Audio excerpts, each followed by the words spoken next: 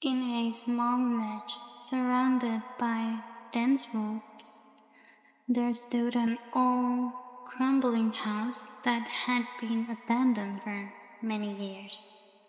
The villagers say that it once belonged to a large, wealthy family, but one day they all vanished without a trace. After that, no one dared to go near the house.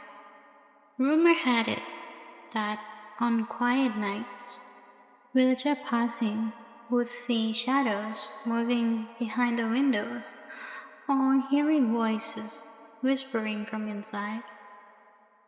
Three close friends, Fa, Nung, and Boom, often heard stories about the house from the village elders.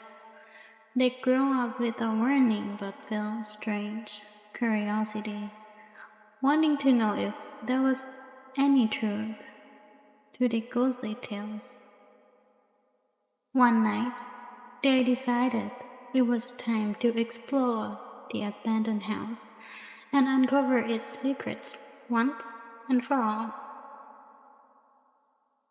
On a moonless night, the three friends snuck into the abandoned house. Fa held a flashlight leading the way, while Nun and Boom followed close behind. The silence and darkness gave the place an eerie, oppressive feeling. They pushed open the old wooden door, which cracked as it gave away. Inside, the air was thick and heavy, as if someone were watching them from the shadows. Dust coated every surface, and the spiderwebs draped across the corner of the room. All the windows were tightly shut, as if they hadn't been opened for decades. Boom stumbled upon an old family photo hanging crookedly on the wall. It depicted a family smiling happily, but there was something off about their eyes. A hollow look that seemed to follow him wherever he moved. Fa shone her flashlight across the room and noticed a door in the corner, tightly shut, with scratch marks across the wood. It looked like something had been trying to claw its ways out from inside. Driven by curiosity, Noom reached for the doorknob, ignoring Boom's pleas to leave it alone. He slowly turned the knob and pushed the door open, the creak echoing through the house. Inside, they found a small, dark room with nothing but an old wooden bed and torn sheets. A chill ran down Fa's spine as she looked at the bed. She felt though something was lying there, something they couldn't see. Noom stepped closer, and suddenly the flashlight flickered and went out, plunging them into darkness. They heard a faint breathing sound, heavy and slow, followed by a soft rustling as if something were shifting on the bed. Yet they couldn't see a thing. As they fumbled to leave, Fa accidentally kicked a small wooden box inside the bed.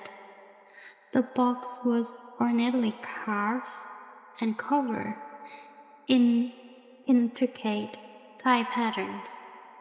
She picked it up and opened it, revealing old tarnished jewelry and trinkets inside, though they all looked withered and rusted.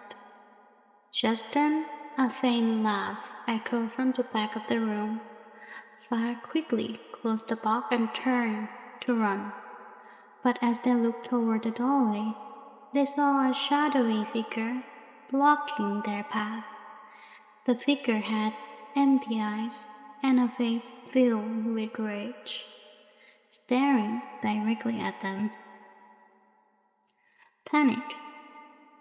They bolt for the door, but no matter which way they ran, they found themselves back in the same room. Each time they opened the door, it only led them back where they started. No one realized they were trapped,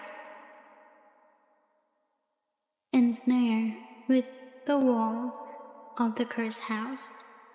Desperate, Fa recalled the box she had opened. Maybe disturbing it had unleashed something.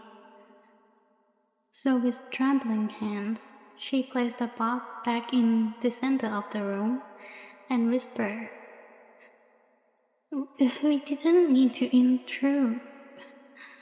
Please, forgive us."